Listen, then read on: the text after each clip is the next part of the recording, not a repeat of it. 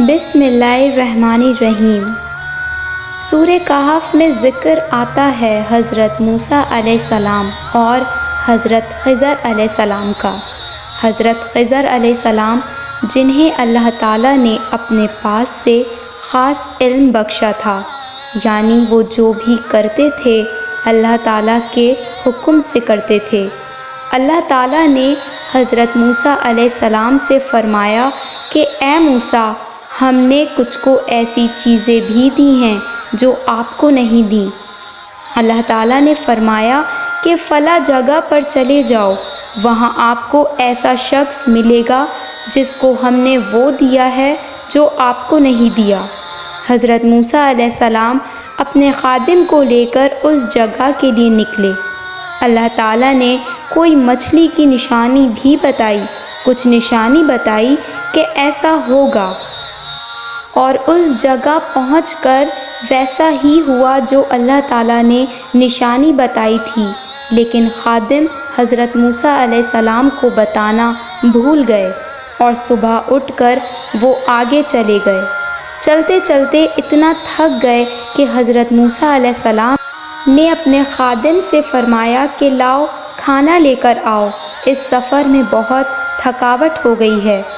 حضرت موسیٰ علیہ السلام کے خادم نے کہا کہ وہ مچھلی تو سمندر میں چلی گئی ہے، اور شیطان نے مجھے آپ کو بتانا بھلا دیا تھا۔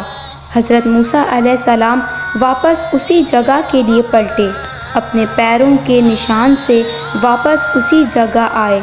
وہاں آ کر حضرت موسیٰ علیہ السلام کی ملاقات حضرت خضر علیہ السلام سے ہوئی۔ حضرت موسیٰ علیہ السلام نے حضرت خضر علیہ السلام سے فرمایا کہ جو باتیں اللہ نے آپ کو سکھائی ہیں، اگر ان میں سے کچھ بھلائی کی باتیں آپ مجھے بتائیں تو میں آپ کے ساتھ رہوں۔ حضرت خضر علیہ السلام نے حضرت موسیٰ علیہ السلام سے کہا کہ آپ میرے ساتھ رہ کر صبر نہیں کر سکو گے، اور جس بات کا آپ کو پتہ ہی نہیں آپ صبر کر بھی کیسے سکتے ہو۔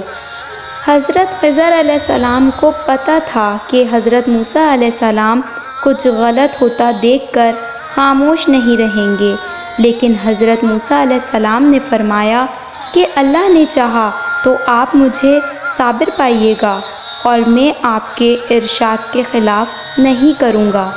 حضرت خضر علیہ السلام نے کہا کہ اگر آپ میرے ساتھ رہنا چاہتے ہیں تو شرط یہ ہے کہ آپ جب تک مجھ سے کوئی سوال نہیں کرنا جب تک میں خود نہیں بتاؤں۔ پھر دونوں حضرت موسیٰ علیہ السلام اور حضرت خضر علیہ السلام دونوں چلے اور ایک کشتی میں سوار ہوئے، تو حضرت خضر علیہ السلام نے کنارے پر پہنچ کر کشتی کو توڑ دیا۔ حضرت موسیٰ علیہ السلام نے فرمایا کہ آپ نے یہ کیا کیا؟ کیا یہ آپ نے اس لیے کیا کہ سواروں کو غرق کر دیں؟ یہ تو بڑی عجیب بات کی۔ حضرت خضر علیہ السلام نے کہا کہ کیا میں نے نہیں کہا تھا کہ آپ میرے ساتھ صبر نہیں کر سکو گے؟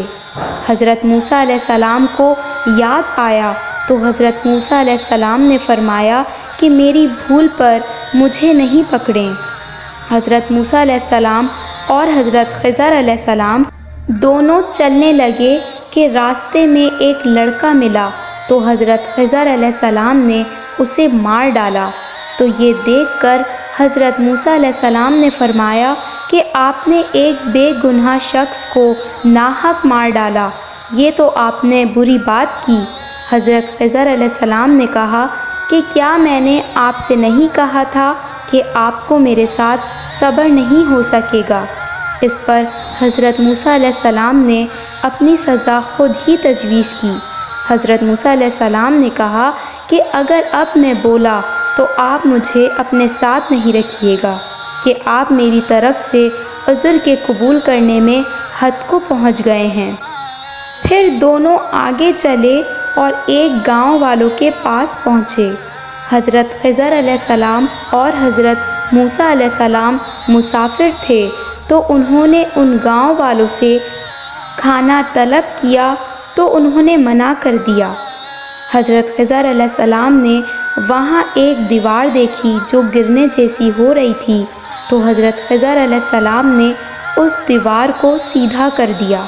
حضرت موسیٰ علیہ السلام نے حضرت خضر علیہ السلام سے فرمایا کہ ان گاؤں والوں نے ہمیں کھانا بھی نہیں دیا، اگر آپ چاہتے تو ان سے اس دیوار کو سیدھا کرنے کا معاوضہ ہی لے لیتے تاکہ کھانے کا کام ہو جاتا۔ حضرت خضر علیہ السلام نے حضرت موسیٰ علیہ السلام سے کہا کہ اب آپ میں اور مجھ میں علیحدگی، لیکن اب میں آپ کو ان باتوں کے بھید بتا دیتا ہوں جن باتوں پر آپ صبر نہیں کر سکے۔ وہ جو کشتی تھی وہ غریب لوگوں کی تھی، یعنی ان کی جو کشتیاں چلا کر محنت کر کے گزارا کرتے تھے، اور ان کے سامنے کی طرف ایک بادشاہ تھا جو ہر اچھی کشتی کو زبردستی چھین لیتا تھا۔ تو میں نے چاہا کہ میں اس کشتی کو عیب دار کر دوں تاکہ وہ بادشاہ اس کشتی کو چھین نہ سکے۔ اور وہ جو لڑکا تھا اس کے ماں باپ دونوں مومن تھے اور وہ بہت نافرمان تھا، تو کہیں وہ بڑا ہو کر انہیں کفر اور سرکشی میں نہ پھنسا دے، تو ہم نے چاہا کہ اللہ تعالیٰ انہیں اور بچہ عطا فرمائے جو اخلاقی پاکیزگی اور محبت میں زیادہ قریب ہو۔ اور وہ جو دیوار تھی وہ 2 یتیم لڑکوں کی تھی جو شہر میں رہتے تھے، اور اس دیوار کے نیچے ان کا خزانہ دفن تھا، اور ان کا باپ ایک نیک آدمی تھا۔ تو اللہ تعالیٰ چاہتا ہے کہ وہ لڑکے اپنی جوانی پر پہنچ کر اپنا خزانہ نکالیں۔ یہ اللہ تعالیٰ کی مہربانی ہے، اور یہ کام میں نے اپنی طرف سے نہیں کیے۔ یہ وہ ساری باتوں کی حقیقت ہے جس پر آپ صبر نہیں کر سکے۔